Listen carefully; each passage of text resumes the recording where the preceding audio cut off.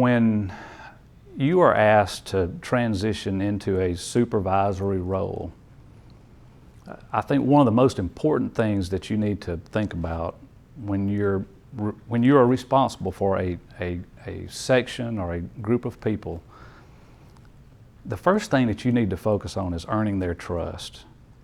Because if you can earn their trust, they will do whatever you ask them to do. And one thing that you can't do is you can't go into a job expecting or demanding their respect. You can't do that. The respect is something that's also earned, and you're earning trust and earning that respect. The way that you're going to do that is you're going to back your employees every chance you get. They're going to make mistakes, but don't you dare ever embarrass them in front of a group of people. If there's something that's not right, you take the blame for it. Hey, I understand that's not right. We'll get it fixed. Don't you say, well, so-and-so did it and it's his fault. Don't ever do that to people.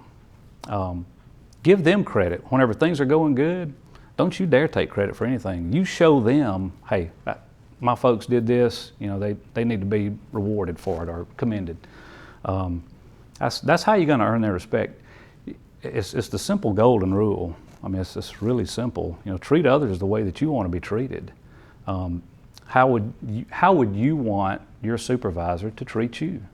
And you need to think about that. And that's how you're going to earn their trust and their respect.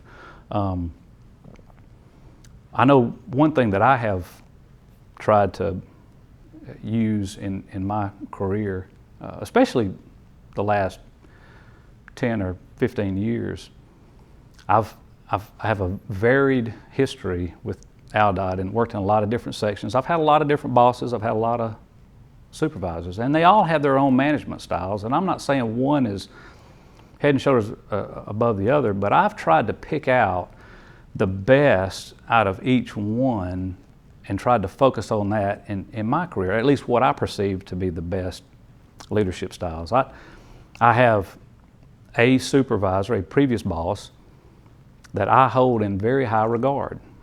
And I try to mold the way I manage people and the way I manage programs and my bureau the way they did.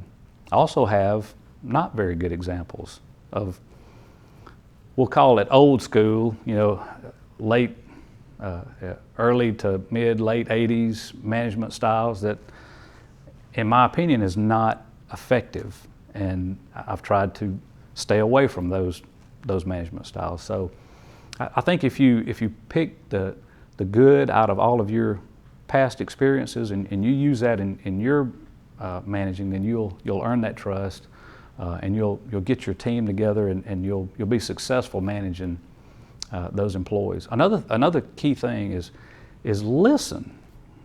It's always important. Same the adage, you got one mouth and two ears. You need to listen twice as much as you speak.